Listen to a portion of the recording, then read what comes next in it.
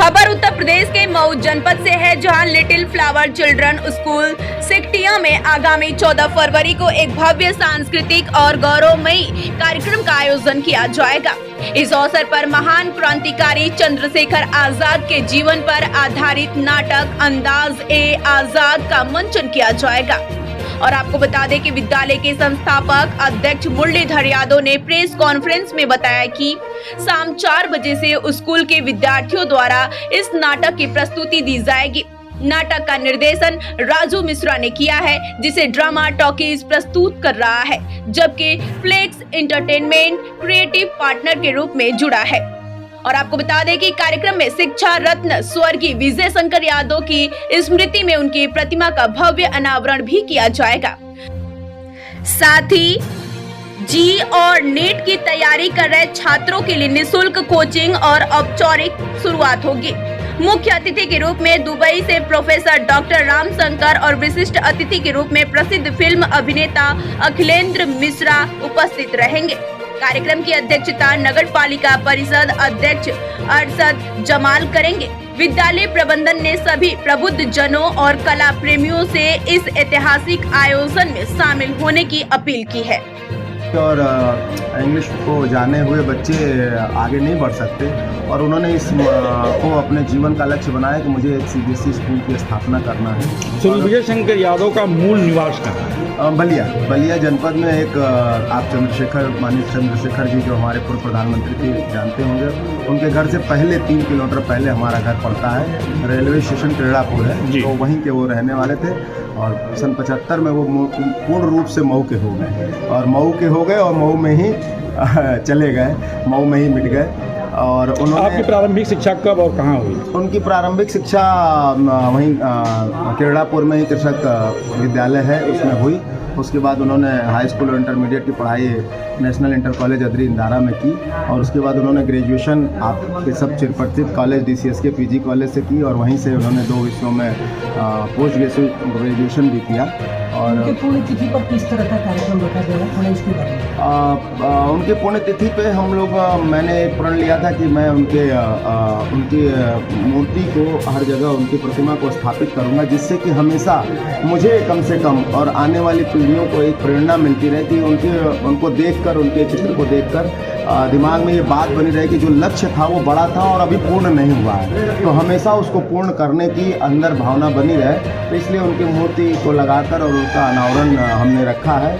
और उस अनावरण के दिन CBSE के निदेशक श्री रामशंकर जी आ रहे हैं, जो इस समय दुबई में UAE में CBSE ग्लोबल के हेड भी हैं। और उसी दिन हम लोगों का सौभाग्य है कि फिल्म अभिनेता श्री अखिलेंद्र मिश्रा जी, जिन्होंने चंद्रशेखर आज़ाद जी का रोल भी प्ले किया था, वो आ रहे हैं। और इस बार हमने पिताजी के उस दिन को चंद्रशेखर आज़ाद जी के लिए ट्रिब्यूट कर रहे हैं, और उनके जीवन पर आधारित एक नाटक का मंचन भी बच्चे हमारे विद्यालय के कर रहे हैं। और मेरे ही विद्यालय का एक बच्चा जो आज फिल्मी क्षेत्र में मुंबई में अच्छा कार्य कर रहा है, उससे मेरी बात हुई, और आज आपके बीच में भी राजीव उपस्थित है। तो चूँकि मेरा उसमें ज्ञान बहुत ज़्यादा नहीं है, तो मैंने इससे मदद की और मांगा, और मैंने कहा कि गुरुदक्षिणा के रूप में अपने मैनेजर सर के लिए हमने ये सोचा है कि हर साल मैं अपने बच्चों को अपने देश के जो महान स्वतंत्रता संग्राम सेनानी हैं उनके जीवन को हम समर्पित करेंगे, उनके जीवन को बच्चों को दर्शाने और बताने का काम करेंगे, लोगों को उससे रूबरू कराने का काम करेंगे। तो इसलिए इस दिन को हम परम स्वतंत्रता सेनानी चंद्रशेखर आज़ाद जी को समर्पित करते हैं, और उस दिन उनके जीवन पर आधारित अंदाजे आज़ाद नाटक का मंचन भी होगा। और मैं आप सबके माध्यम से पूरे मऊ के लोगों को, अपने अभिभावकों को आमंत्रित करता हूँ कि उसमें आएँ और उसके भागीदार। कब है ये कार्यक्रम?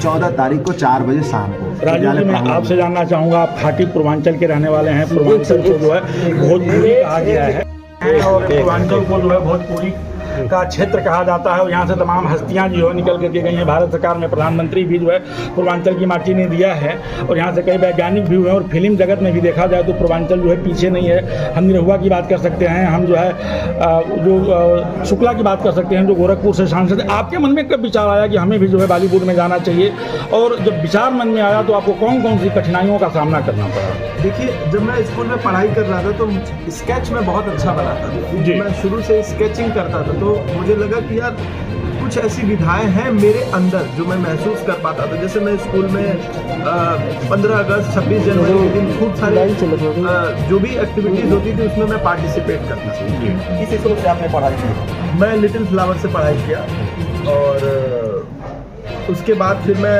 ग्रेजुएशन किया, फिर दिल्ली से मैंने MBA किया। मऊ से मुंबई का सफ़र कैसा रहा? ये तो बड़ी अच्छी हेडिंग थी, मऊ से मुंबई। बहुत मज़ेदार सफ़र रहा। इस सफ़र को मैंने खूब इंजॉय किया क्योंकि ये मैंने एक सपना देखा था। मैं खुद ही समंदर में कूदा था तो मुझे ही तैर के पार करना होना था, ये मुझे पता है।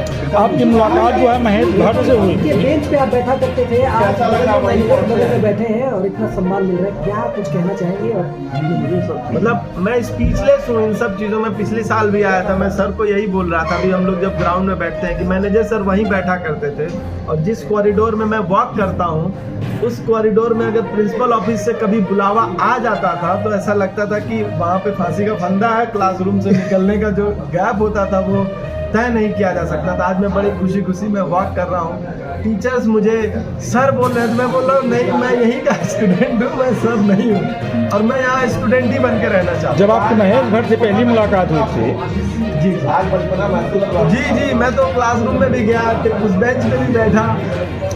जब आपकी महेश भट्ट से मुलाकात हुई, क्योंकि महेश भट्ट जो है बहुत बड़ा नेम फेम है, तो पहली जब मुलाकात आपकी हुई थी तो आपने क्या महसूस किया था और आप महेश भट्ट के इतने करीब कैसे हो गए अपने कला के बल पर?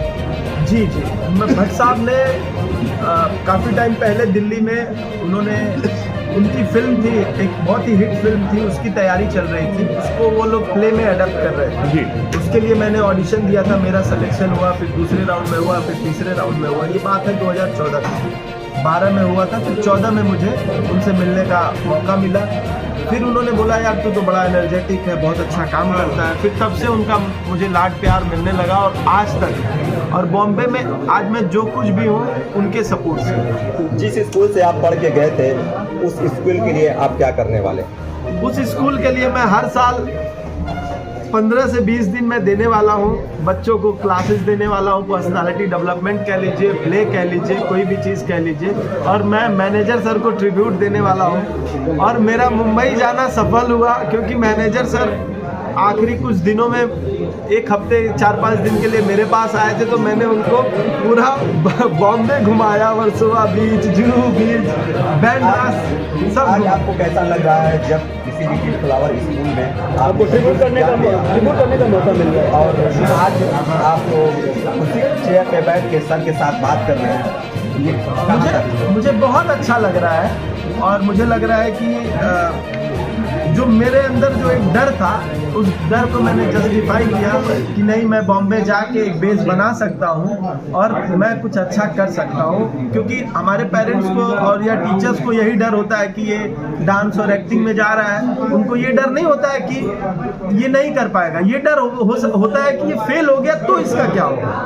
तो मैं सवाल कहा जाता है खेलोगे, पढ़ोगे, लिखोगे, बनोगे ना, इस पे क्या कहेंगे आप? इस पे यही कहेंगे कि ये सब चीज़ें किताबों के लिए हैं। आप जिस चीज़ में मास्टर हैं उसको और एक्सेलेंट करते रहिए, काम करते रहिए। अच्छा, कई सारे बच्चे जिनके अंदर प्रतिभाएं होती है, कुछ नैरेटिव माइंड होता है या बॉम्बे को लेकर क्या कहेंगे एक्टिंग को लेकर, कहाँ तक लोग इसमें सफल हैं? देखिए, आपको अपना 100% देना पड़ेगा। ठीक है, यहाँ बॉम्बे वाले केस में कंपटीशन बहुत ज़्यादा है, लेकिन आप अगर किसी भी चीज़ में आप अपना 100% देते हैं तो आपका हो जाता है। अभी मैं एक बात और रिवील कर दूं सर, लास्ट ईयर हम लोग आए थे तो सर बिल्कुल अलग रूप में थे।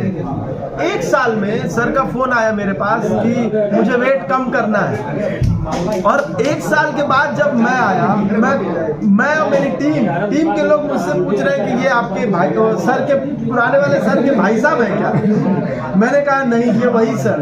तो आप देख रहे हैं कि जब आप किसी चीज को ठान लेते हैं, अभी हम लोग जो सीरीज कर रहे थे उसमें चंद्रशेखर आजाद, भगत सिंह सबके घरों पे गए, अंग्रेजों के सामने इतनी हथियार लेके सब कुछ थे, इनके पास एक इनका मोटिवेशन ही था ना कि इसके बाद भी हम जीत जाएंगे। तो मुझे लगता है सब कुछ मोटिवेशन ही है, वहीं से गेम की शुरुआत। एक अंतिम सवाल, अब तक आपने काफी कैरेक्टर का रोल निभाया है, हाँ। सबसे फेवरेट आपका कैरेक्टर कौन सा रहा? मेरा सबसे फेवरेट कैरेक्टर है के, जो कि मैं हप्पू के उल्टन पलटन में करता हूँ। एक बिल्डर की भूमिका है, उसमें मुझे कोई एक्टिंग नहीं करना पड़ता, मैं जैसा हूँ वही हूँ।